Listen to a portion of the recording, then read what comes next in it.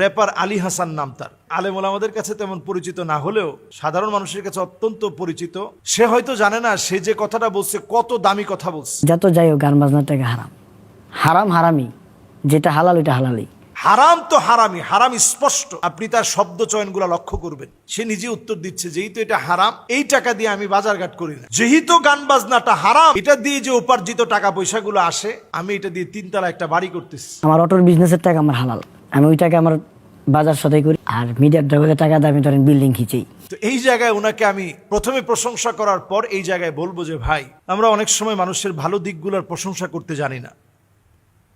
আমাদের দেশের খুব অল্প সময়, একেবারে রাতারাতি বলতে গেলে, একজন র্যাপার তার গানের মধ্যে দেশের বাস্তবতা ফুটিয়ে তোলার কারণে খুব বেশি ফেমাস হয়ে যায় একেবারে রাতারাতি।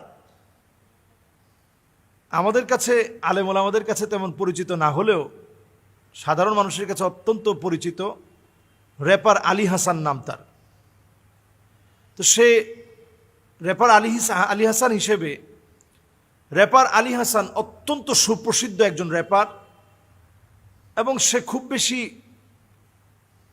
গুছানো কথা না হলেও এই কথায় বাস্তবতা কিন্তু চমৎকারভাবে ফুটিয়ে তোলে।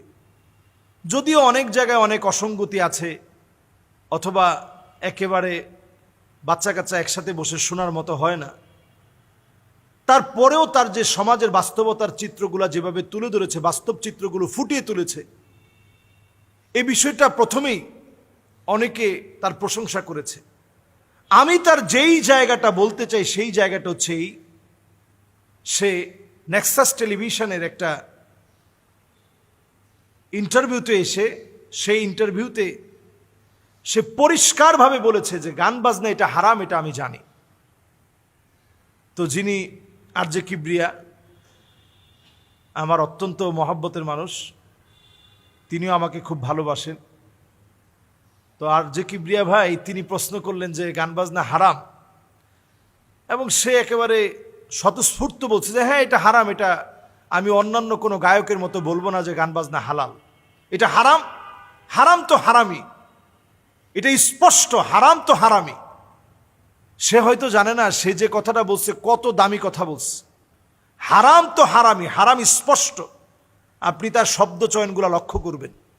এটা হাদিসের শব্দ চয়ন। রাসূলুল্লাহ সাল্লাল্লাহু আলাইহি সাল্লাম হাদিসের মধ্যে বলেছেন, সহিহ বুখারীতে হাদিস আসছে, সহিহ মুসলিমে হাদিস আসছে, আল লুলুল মারজান ফি মাত্তাফাকা আলাইহি শাইখানের মধ্যে একই হাদিস আসছে, আল হালালু বাইয়িন ওয়াল হারামু বাইয়িন ওয়া উমুরুহা মুশতাবিহাত আও মুতাশাবিহাত।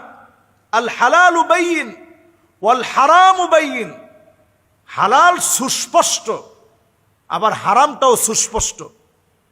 তো সে সেই কথাই বলছে যে হারামটা একেবারে স্পষ্ট, গান বাজনা হারাম, এটা কোনোভাবে আমি এটাকে হালাল মনে করি না। তো আরজে কিবরিয়া উনি প্রশ্ন করার আগেই সে নিজে উত্তর দিচ্ছে যেহেতু এটা হারাম, এই টাকা দিয়ে আমি বাজারঘাট করি না, আমি বাজার করি আমার হালাল উপার্জন দিয়ে। যেহেতু গান বাজনাটা হারাম, এটা দিয়ে যে উপার্জিত টাকা পয়সাগুলো আসে, আমি এটা দিয়ে তিনতলা একটা বাড়ি করতেছি। তো এই জায়গায় ওনাকে আমি প্রথমে প্রশংসা করার পর এই জায়গায় বলবো যে ভাই, কাসবুর রজুলি বিয়াদিহি, হাত দ্বারা উপার্জিত টাকা, যেটা আপনি ব্যবসা বাণিজ্য করে ইনকাম করছেন, আপনি নিজেও বলেছেন যেটা দিয়ে আপনি বাজার করতে চান যে হালাল আমি খাবো, শুধুমাত্র আপনি হালাল খেলেন, বাসস্থানটা আপনি গড়লেন হারাম টাকা দিয়ে, আপনি হারামের মধ্যেই পড়ে যাচ্ছেন।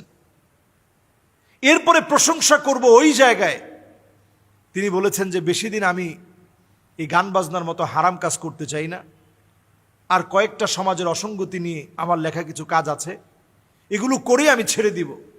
কারণ আমার স্ত্রী মাদ্রাসায় পড়ুয়া, আমার আব্বাও দিন মেনটেন করে, দিন মেনে চলে, নামাজি মানুষ, আমাকে প্রতিনিয়ত এগুলো বলে যে তুমি এগুলো ছেড়ে দাও। আমি এই প্রথম একজন গায়ককে দেখলাম যে গায়ক অকপটে স্বীকার করছে যে এটা হারাম। বাংলাদেশের অনেক নায়ক আছে, গায়ক আছে, দেখবেন আপনি সাক্ষাৎকার নিতে গেলে সে বলবে আমি তাহাজ্জুদ কখনো কাজা করি না। উনি তাহাজ্জুদ পড়েন, যদি প্রশ্ন করা হয় আপনি তাহাজ্জুদ পড়েন, আপনার কর্মকাণ্ডের সাথে তাহাজ্জুদ তো বেমানান হয়ে যাচ্ছে, তিনি বলবে এটা হচ্ছে আমার পেশা আর ওইটা হচ্ছে আমার নেশা, ইবাদত বন্দিগি, ওটা আমার নেশা, আখিরাতের জন্য আমি করছি। আপনি দুনিয়া আখিরাত কি জিনিস আপনি বুঝেন নাই। রব্বানা আতিনা ফিদ দুনিয়া হাসানা ওয়া ফিল আখিরাতি হাসানা ওয়া কিনা আযাবান নার। আপনি একটা ছাড়া আরেকটা পাবেন না। দুনিয়ার কল্যাণের পরে আখিরাতের কল্যাণ আসবে। আপনি দুনিয়ার কল্যাণ যদি না পান, আখিরাতের কল্যাণ কেমন করে আশা করবেন? দুনিয়ার জীবনে আপনি সাফল্য অর্জন করলেন, আখিরাতের জীবনে আপনি সফলতা অর্জন করলেন, আপনি সফল। জাহান্নামের আযাব থেকে আপনি মুক্তি পেলেন, আপনি সফল। সবচেয়ে বুদ্ধিমানদের দোয়া হচ্ছে রব্বানা আতিনা ফিদ দুনিয়া হাসানা ওয়া ফিল আখিরাতি হাসানা ওয়া কিনা আযাবান নার। আল্লাহ, আপনি আমাকে দুনিয়ার কল্যাণ দান করেন, আখিরাতের কল্যাণ দান করেন, জাহান্নামের আগুন থেকে আল্লাহ আপনি আমাকে মুক্তি দান করেন। এটা সবচেয়ে বুদ্ধিমানদের দোয়া।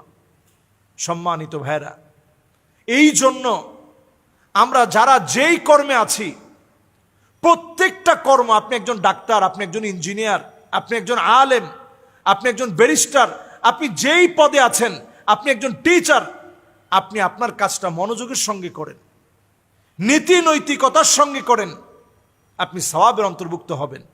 আর যেই কাজ শুরু থেকে হারাম, মুকদ্দমাতুল হারামে হারামুন, সূচনা লগ্ন থেকে যেই কাজ হারাম, যেই কাজ মানুষকে ফাহেসার দিকে আহ্বান করে, অন্যায়ের দিকে মানুষকে ডাকে, এই কাজ আপনি নিজে যেমন ছেড়ে দিতে হবে, মানুষকেও সেই কাজ থেকে বিরত রাখতে হবে। এটা ইমানদার প্রত্যেকের দায়িত্ব। র্যাপার আলী হাসান ভাইকে আমি এই কথা পরিষ্কার বলতে চাই, আপনার গানের ভিতরে, আপনার গানগুলোর ভিতরে যেভাবে সমাজের অসঙ্গতি তুলে ধরা হয়েছে, সাথে যে মিউজিকগুলো রয়েছে, এই মিউজিকগুলোই আপনার এই সুন্দর কর্মকাণ্ড ধ্বংস করে দেওয়ার জন্য যথেষ্ট, আখিরাতের জীবন নষ্ট করে দেওয়ার জন্য যথেষ্ট। এজন্য আপনি যে সঠিক সিদ্ধান্ত নিয়েছেন, আপনাকে বলবো আপনি এগুলো বাদ দেওয়া দরকার নেই। মিউজিক বাদ দিয়ে বরং আপনি সমাজের অসঙ্গতিগুলো মিউজিক ছাড়া আপনি সুন্দর ভাষায় কয়েকজন মিলে, যেটা অনেকটা একটা রিদম তৈরি করবে, কয়েকজন মিলে যখন গাবে একটা রিদম তৈরি হবে, শুনতেও ভালো লাগবে। এই কর্মকাণ্ডগুলো আপনি চালিয়ে যান। আর পাশাপাশি ইসলামের জন্য আপনি কিছু কাজ করেন। আপনি একজন মুসলিম হিসেবে দায়িত্বশীল হয়ে যে কথা বলেছেন, তার দায়িত্বভার আপনি গ্রহণ করেন। আল্লাহ রাব্বুল আলামিনের কাছে আমার এই ভাইয়ের জন্য দোয়া করি, আল্লাহ রাব্বুল আলামিন উনার মধ্য দিয়ে আমাদের দেশের অনেক গায়ক আছে যারা ভালো ভালো কথা বলে, সুন্দর কথাগুলো বলে, তাদের ভিতরে আল্লাহ তাআলা এই চিন্তার উদ্রেক আল্লাহ রাব্বুল আলামিন তাদেরকেও দান করুক, তাদের চিন্তা চেতনার ভিতরে এই পরিবর্তন চলে আসুক, তারাও দিনের দিকে চলে আসুক। আল্লাহ তাআলা তৌফিক দান করুক। আসসালামু আলাইকুম ওয়া রাহমাতুল্লাহি ওয়া বারাকাতুহু।